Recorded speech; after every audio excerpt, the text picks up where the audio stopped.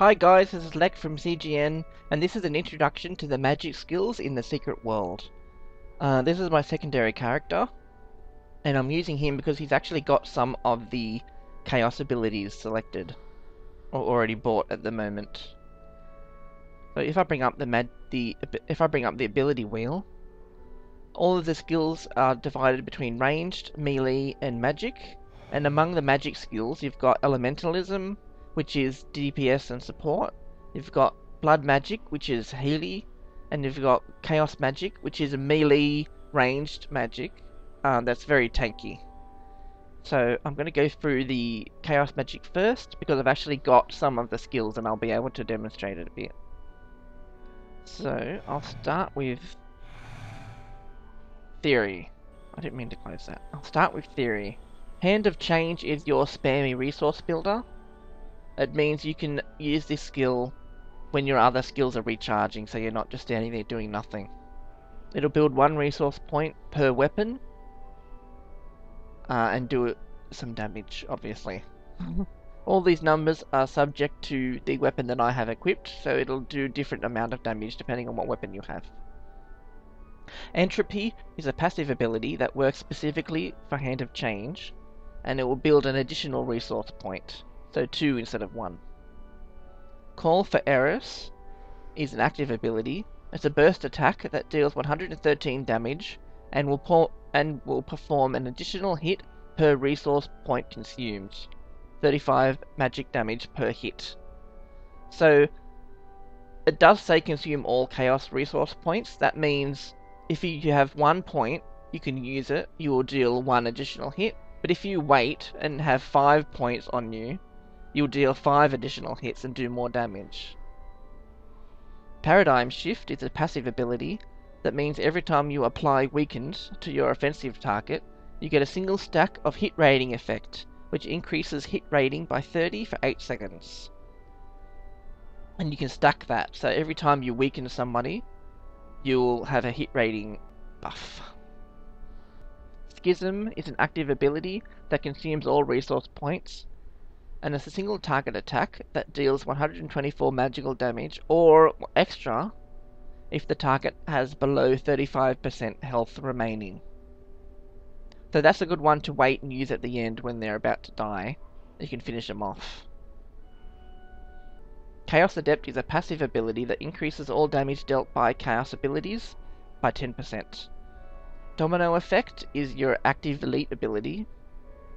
It's a point-blank AoE that affects 5 enemies in a 5-meter area around you, consumes all resource points, and deals 98 damage. Affected targets are also pulled towards you and become impaired and knocked to the ground for a duration based on the amount of chaos resource points consumed. So if you use more resource points, they will be knocked to the ground for a longer amount of time. Also, considering all of these skills are melee range, being able to pull enemies towards you is very helpful. Then I've got Chats. Another word, I'm not sure if I'm pronouncing it right. Gnosis? I'm going to go with Gnosis. As a passive ability, that means every time you hit a weakened target, there is a 33% chance to perform an additional hit, dealing extra damage. Escalation. Escalation is an active ability. It's a point-blank AoE. Affects up to 5 enemies in a 5-meter area around you. And it will also build resource points. So keep in mind, there are other skills that build resource points. You always get your initial spammy resource builder, but you don't have to use that. There are other skills that build resource points as well, like this one. It's a frenzy attack that does 42 magical damage, generates a high amount of hate, so it's good if you want to be a tank. And affected targets will also be weakened, which increases all damage they receive, depending on what weapon you've got. Intensity is a passive ability that means every time you hit a weakened target with escalation, specifically, you gain the minor ward effect, which reduces the damage you take by 7.5% for 8 seconds. Illusion is a buff. It gives you the major evade chance effect which increases your evade chance by 35% for 6 seconds. So again, that's good for a tank, but it's also good if you just don't want to be hit that much. Master of Illusions works specifically on illusion, and it's a passive ability that increases your evade chance by 45% instead of 35%. And so basically it makes illusion more powerful and it will last longer. Paradox is an active ability that deals damage or extra damage if the target is impaired. Probability is an elite passive ability that means whenever you evade, so remember you've got this evade buff here, whenever you evade you will build 1 chaos resource point automatically. Yeah, so that's chaos. Now, do I have... I don't... Okay, I'm gonna... Because I'm so dedicated to you guys, I'm going to go buy an Elementalism weapon and a blood weapon, just so you can see an example. Okay, one thing I forgot to mention is the example of the weapon. It looks like a kind of a shield that sits on your back. One thing I should mention is they're called Chaos Trinkets. It doesn't say weapon, because basically you don't wield them in combat. They are items that you focus your magic through. And even one of the characters at the start says you don't wave a wand around, you focus your magic through the item. You are the weapon yourself. Anyway, that's chaos. Let's go to Elementalism. And it's underneath my shirt. So there's a bug I can put in. I can't take my shirt off. I can't show you. I'm pretty sure I showed you in a previous video anyway. It's a USB cord in the shape of a man. You can see the head there. Not the head. The end of the cord, I mean. Anyway, Elementalism. Let me just get somewhere safe, so I'm not attacked.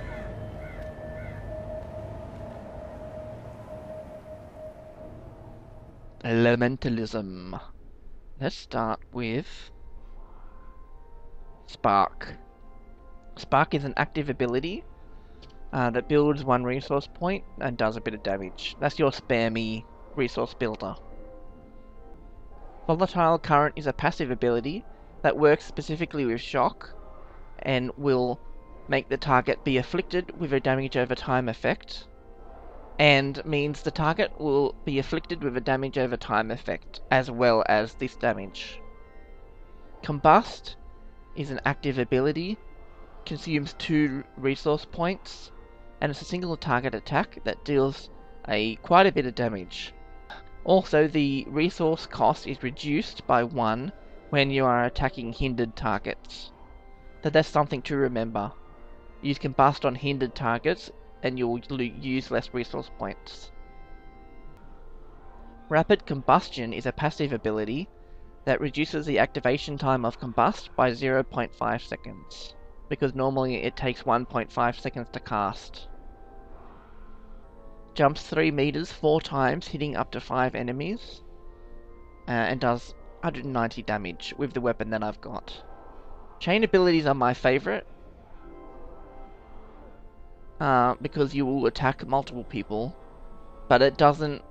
They need to be near each other, but not necessarily in a circle. Like with a AoE, ground targeted AoE, you need everyone to be in a nice neat circle. But with chain abilities, they don't have to be, they just have to be in a line. Elemental Precision is a passive ability that does extra damage on all Elementalism abilities. Then you have Molten Earth, which is your elite active ability. It does 107 magical damage, and will hinder the target. They'll be unable to move for 4 seconds, so it roots them. Then you've got React. Whoops. Then you've got Reacts. Mind Over Matter is a passive ability that means every time you critically hit, the target also becomes afflicted with a damage over time effect.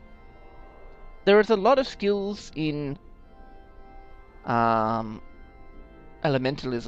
There is a lot of skills in Elementalism that use critical hit, So it would be a good thing if you want to use Elementalism to equip a weapon that also gives you an extra bit of critical hit rating or crit power. Ignite is an active ability that will build resource points, and it does extra damage if you have no resource points. So Ignite is a good ability to use from the start, because with Elemental and actually all magic abilities, you're building up your resource points from 0.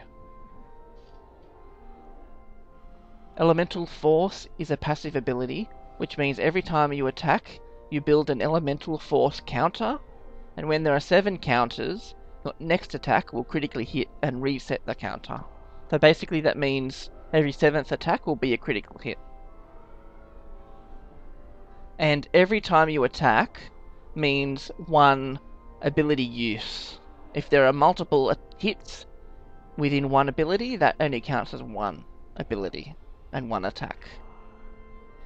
Anima Charge is a active, I suppose you could count it as a buff. It means the next Elementalism ability you activate will cost 0 resource points.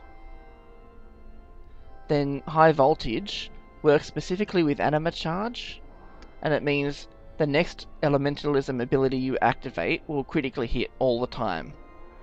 Then you've got Thor's Hammer. These 3 abilities go together really well. Thor's Hammer you've probably already heard of.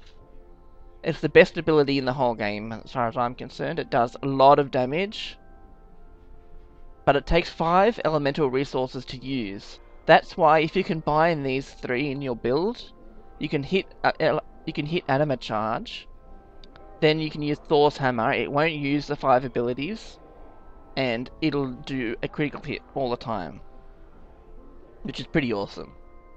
And you've also got Toxic Earth, which is a passive elite ability, and it means whenever you apply Hindered to the target, you will also apply a damage over time effect. And that is Elementalism.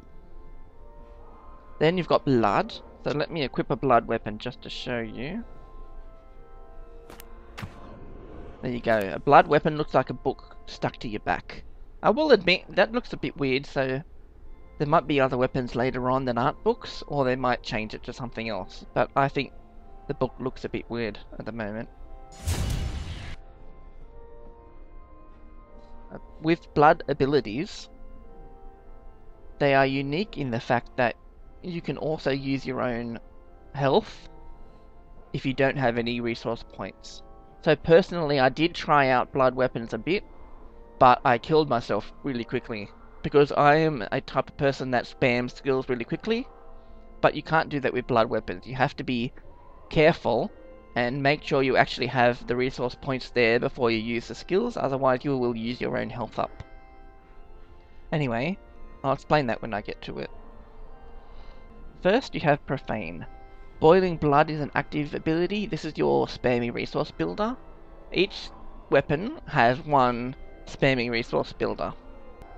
All it does is damage and will build resource, but every weapon has 1 spammy resource builder. Corrupted Blood is a passive ability that works specifically with Blood Spike here, below it, which means the target also becomes afflicted with a damage over time effect, as well as this. Blood Spike is a resource consumer, but as it says, can be powered by your own health. So be careful. Sometimes you might want to power it by your own health if you don't have any points and you're desperate for some damage. But I don't pay that much attention to my own health, and I kill myself really quickly, so I find you have to be careful with blood magic. But that's just my personal opinion. Maybe other people are better at it than I am. This Blood Spike is a single target attack that does magical damage, and also causes the target to be afflicted with a damage over time effect. If your target has the damage over time effect already, then this ability deals extra damage instead. So you can't stack the dot on the target with Blood Spike, but you will do extra damage if you use it twice on the same enemy quickly. Dark Prophecy is a passive ability. That means whenever you apply Afflicted, as you could just do with Blood Spike, you gain a single stack of penetration rating effect which increases penetration rating by 30 for 8 seconds. Infection is an active ability. It's a chain, my favourite. It jumps up to 3 meters 4 times, hitting 5 enemies. Consumes 3 blood resources or your own health, if you want that. It does magical damage and will also afflict them with a damage over time effect. If an enemy dies while under the effect of that dot from this ability, it will explode, dealing extra magical damage in an AoE, a little AoE. Empowered Blood is a passive ability that increases the damage dealt by all blood abilities by 10%. Every weapon has a skill like this that just makes all the abilities in that weapon more powerful. Cardiac Arrest is an elite ability that does 160 magical damage. The target is also impaired and unable to act for 3 seconds. But note, that doesn't use resource points. That's why it's an elite ability. That's pretty cool. Then you've got Sacred. Unholy Knowledge is a passive ability that increases the damage dealt by all of your dots by 10%. But note that that's not only for blood magic. You can use that for, like, Elementalism had some dots as well, so you could combine those two if you wanted. Blood Shield is a barrier. It heals you for 30 and places an absorb barrier on your defensive target that will absorb 100% of incoming damage and will disappear after absorbing 30 damage. Obviously the numbers change depending on what weapon you've got, but a barrier basically stops damage from coming in. But it's also a resource builder, and it's instant, so that's a spammy skill you can use over and over again.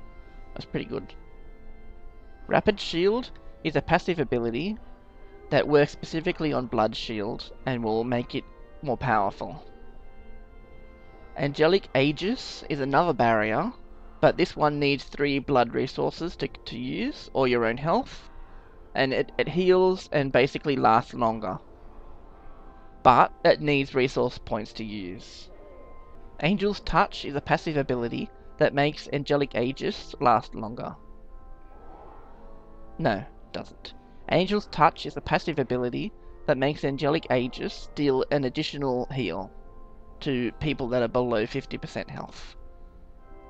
Exsanguinate is an active ability, channeled ability, and it'll do damage every second for 3 seconds. So channeled means you need to let it run for 3 seconds. Don't interrupt it with another ability. It uses 5 blood resource points or your own health. If the target is impaired, it will also become inflicted with a damage over time effect.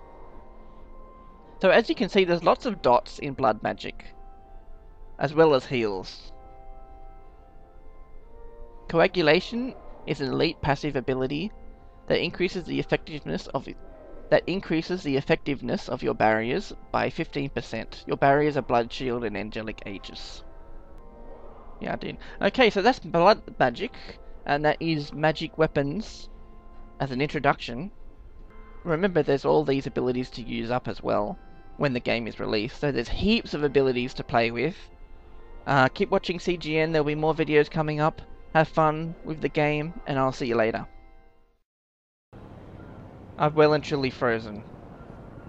What? Oh, come on! I've crashed.